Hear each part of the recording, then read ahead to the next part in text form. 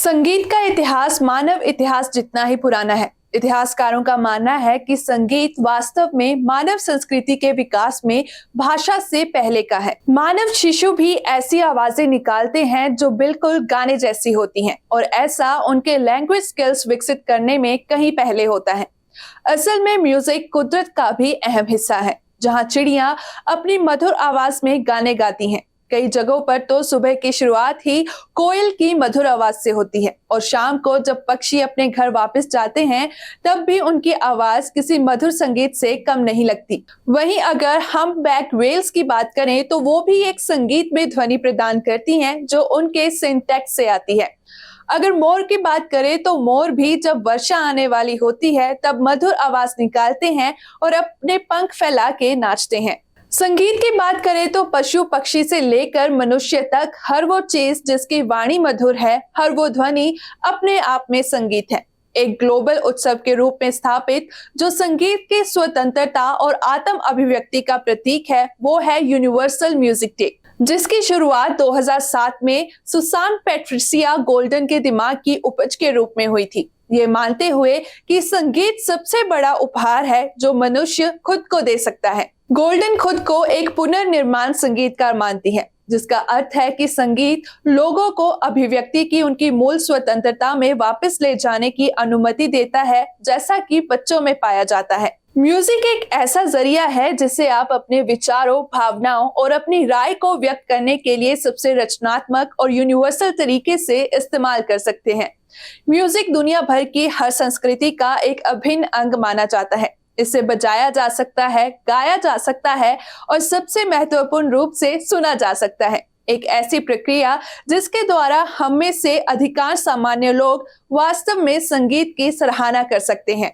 संगीत जीवन को अधिक सार्थक बनाता है, सांस्कृतिक, धार्मिक और सामाजिक भेदभाव की सभी बाधाओं को तोड़ता है। इसलिए तो अगर कोई रूठ गया हो और उसे मनाना हो, कोई दूर चला गया हो और उसे पास लाना हो, किसी की तारीफ करनी हो या लोगों में प्यार बांटना हो, तो संगीत इन सब के लिए सबसे अच्छा जरिया है। अब कुछ जानकारी संगीत से जुड़ी चीजों के बारे में। अगर बात करें गिटार की कि गिटार का आविष्कार कब हुआ था, तो माना जाता है कि 1500 बीसी से पहले गिटार का आविष्कार हुआ था। तब उस समय में हिटाइटस ने वाइब्रेटिंग स्ट्रिंग की पिच को बदलने के लिए फ्रेट का इस्तेमाल किया था। अगर बात करें रिकॉर्डेड संगीत की तो ऐसा माना जाता है कि 800 बीसी में रिकॉर्ड किए गए संगीत का पहला टुकड़ा यूनिफॉर्म में लिखे एक धार्मिक भजन के साथ मिलता है और वहीं 1465 में पुनर्जागरण की शुरुआत में प्रिंटिंग प्रेस का उपयोग पहली बार संगीत प्रिंट करने के लिए किया गया था और कहा जाता है कि 24 दिसंबर 1906 में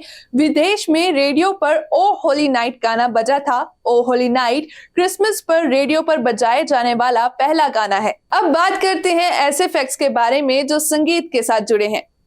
पहला फैक्ट जुड़ा हुआ है दुनिया की लॉन्गेस्ट रनिंग परफॉर्मेंस के साथ, जो साल 2001 में शुरू हुई और अभी भी जर्मनी में चल रही है और ये लॉन्गेस्ट रनिंग परफॉर्मेंस साल 2640 में समाप्त होने वाली है। जो दूसरा फैक्ट है उससे आप सभी वाकिफ होंगे। कहा जाता है कि संगीत की धुन पर पौधे तेजी से बढ़ते हैं। दक्षिण कोरियाई वैज्ञानिकों के अनुसार जब पौधों के आसपास संगीत बजाया जाता है तो वो और भी तेजी से बढ़ने लगते हैं। अगर बात करें सबसे ज्यादा प्रॉफिट कमाने वाले गाने की तो हैप्पी बर्थडे सॉन्ग प्रति वर्ष लाखों रॉयल्टी लाने वाला सबसे अधिक प्रॉफिट कमाने वाला गीत है। और अगर बात करें अब तक के सबसे महंगे बिकने वाले म्यूजिक इंस्ट्रूमेंट की तो उसमें सबसे पहले ऊपर नाम आता है लेडी ब्लंट स्ट्राडिवैरियस वायलिन का, जो साल 2011 में $15.9 मिलियन में बिका था। रिसर्च से पता चला है कि जब आप अपना पसंदीदा संगीत सुनते हैं तो आपका ब्रेन डोपामाइन रिलीज करता है, जो मूड को बूस्ट करने में मदद करता है। लेकिन हम सभी संगीत की मूड बूस्टिंग एबिलिटी से पहले से ही परिचित थे, इसलिए अगली बार जब आपको अपना उत्साह बढ़ाने की आवश्यकता हो तो अपनी कुछ पसंदीदा धुन बजाएं।